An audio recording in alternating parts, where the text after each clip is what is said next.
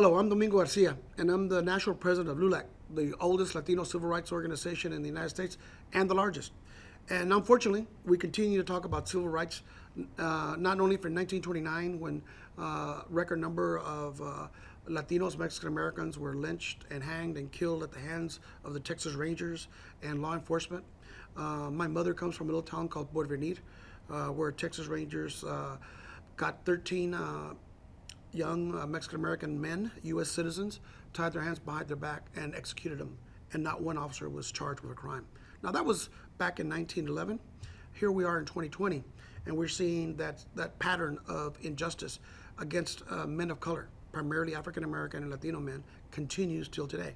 And that law enforcement, while there have been some great strides and advances, now we have more Latino and African American police officers than before, we also still have continued racism that exists in our country. The only difference now is people say, well, is racism getting worse? No, it's just getting filmed. Now it's on video, and everybody that has a camera is basically now in a person that can be an eyewitness to something that before it was just the word of a police officer versus the word of an African American or Latino male, if they lived. And that meant that we usually lost. So a couple of tips that I would give to you as an attorney and as the president of a civil rights organization. If you are stopped by a police officer, there is a saying that you either follow the rules and the commands of the police officer, or you suffer the consequences. Comply or die. That is the slang that's used. Comply or die. And so I always tell my two sons, I have two sons, young men, Latinos, that if they're stopped by police, always put your hands on the steering wheel, make sure that they can see it, and no matter what the police officer does, he can be verbally abusive, he can be physically abusive, you do not challenge him on the street. You record as much as you can, you get their badge, their number, and then you go and file a complaint for internal affairs of the department. You contact a civil rights organization like LULAC or NAACP or ACLU, and you get them to help you with possible lawsuits, possible complaints. But you do not challenge them on the streets. That could result in the death, the injury of you or the officer. So that is not a good place to do. And I understand. Like I said, when I was, my first experience with a police officer was when I was 13 years old, coming home from a football game and carrying my football bag with my dirty clothes, and I was stopped by two Dallas police officers, put up against the wall. They went through my bag, they searched me, and that was the first time I ever met a police officer. And it was a humiliating experience. And I wanted to say something. And after that, I've been stopped for driving while brown, just like people have been stopped for driving while black, or bird watching while black, or Latinos that have been in their houses. Just this week, two Latinos have been shot. One was killed in Albuquerque, New Mexico, on a wellness check that the family had requested. And the officers wound up shooting the person in his own bedroom. And in Haywire, California, another Latino was shot. And now we also go to the case of what happened in Minneapolis, Minnesota, where George Floyd, who is from Houston, was brutally killed, and it was videotaped. So the only difference between now and then is we are now seeing the racism on tape because everybody has a cell phone. And so my recommendation is get people, if you're witnessing a violation of somebody's civil rights, if you're witnessing somebody being abused, start taping it and start sending it out to as many people as you can to make sure that that is recorded.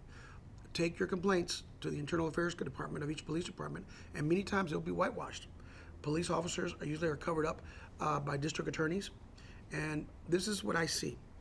Probably 95% of police officers are men and women who do a good job. There are 5% probably that are bad apples. They are bullies with badges and guns. They should never have been put in the police department. Unfortunately, as what we saw in the Floyd case, you have one officer with his knee on his neck, three other officers that could have stopped it. So the good officers, by not stopping the bad officers, are complicit and are accomplices in a murder. And that is what it was. It was a murder, okay? If me or an African-American male had done that to a white male, we would have been arrested on the spot. There would not have been a 4-day investigation. There would not have been 4 days before you arrest somebody when the videotape clearly shows a murder has occurred. So we understand that there's a double standard of justice. It's not right. and we're working and fighting to make sure that it gets better. But the only way to do that is to continue to be vigilant and help each other out when we see an abuse of our civil rights occurring. You can contact LULAC.org, and we have a civil rights manual on what to do when you feel your civil rights have been violated or the police have abused the authority or power. You can also get an attorney and sue the police department. And in fact, that is a civil remedy.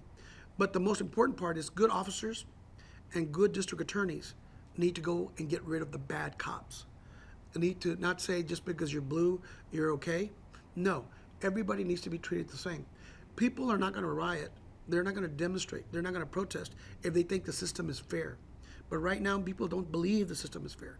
The system is rigged, and it's rigged against black and male and African American males. And that is what is going on right now. And that is why we need to make sure as American citizens that we unite and we fight for fairness and justice. It might take us a while. It may not be as bad as the lynchings that we saw in the South or the lynchings of Mexican Americans in the Southwest in the early 1900s. But the lynchings just take a different format.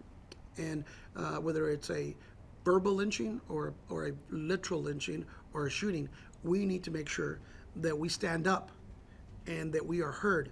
And yes, Black lives matter, Latino lives matter, all American lives matter.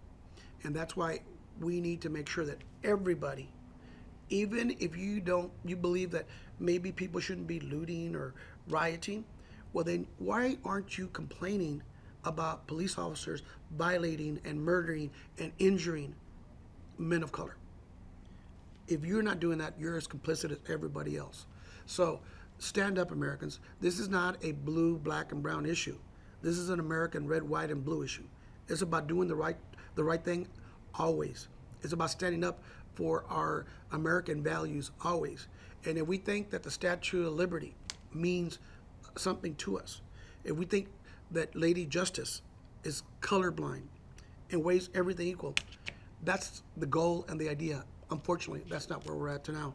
So again, my sympathies to the family, Floyd family, and we will continue to fight for justice here at LULAC, and we will partner with other organizations to make sure that justice and a colorblind justice with liberty and justice for all is a reality in 2021.